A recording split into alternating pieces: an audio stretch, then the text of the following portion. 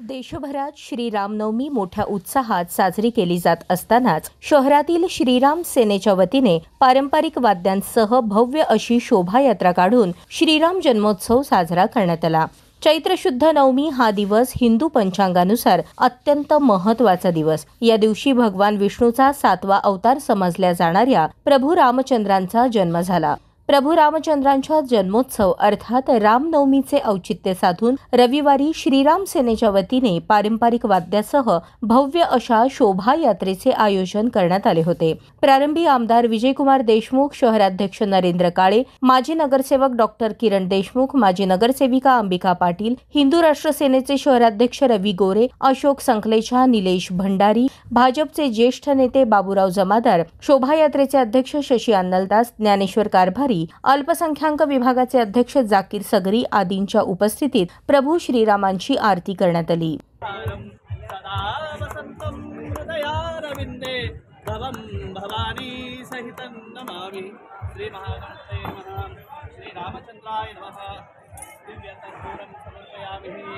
दरम्यान मान्यवरांच्या उपस्थितीत आरती झाल्यानंतर श्रीराम सेनेच्या वतीने पारंपरिक वाद्य, मैदानी खेळ आदी सादर करत भव्य अशा शोभायात्रेस सुरुवात करण्यात आली।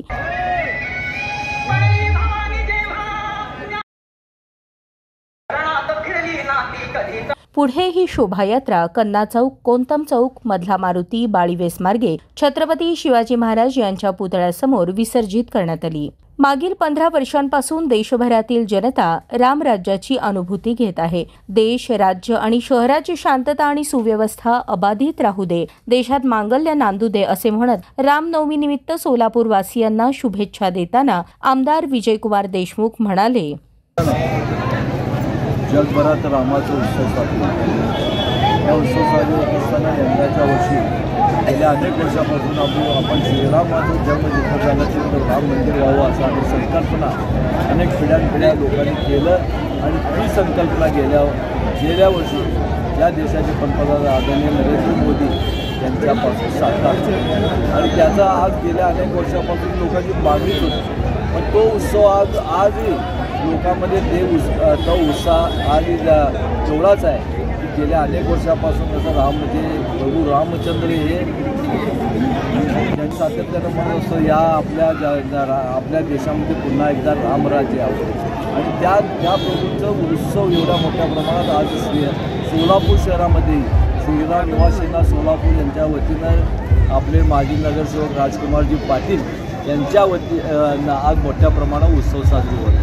या उत्सवामध्ये केवळ गाणं नाचणं हे नाही नसून आपले ज्या पूर्वीचे जे लाठी काठी तलवारबाजी या सगळ्या खेळाचा महिला मुलींकडनं लहान मुली ज्या 12 वर्षाचे 14 वर्षाचे मुली एक प्रकारचा चांगला खेळ आज ह्या श्रीराम युवा सेनाच्या वतीनं आज इथं दाखवण्यात आलं आणि गेल्या आज मी सगळ्यांना मी रामनवमीच्या निमित्ताने शुभेच्छा देतो आणि जो आजपर्यंत ज्या श्रीरामांच्या ज्या आशीर्वादानं आपण या पुन्हा एकदा या भारतभूमीवर श्रीरामांचं पुन्हा एकदा राज यावं ही संकल्पना मनाशी बाळगून आपल्या सगळ्याला शुभेच्छा। दरम्यान शहरात रामनवमी निमित्त काढण्यात येणाऱ्या शोभायात्रेच्या मार्गात कोणताही अनुचित प्रकार घडू नये म्हणून पोलीस आयुक्तालयाकडून चोख पोलीस बंदोबस्त ठेवण्यात आला होता।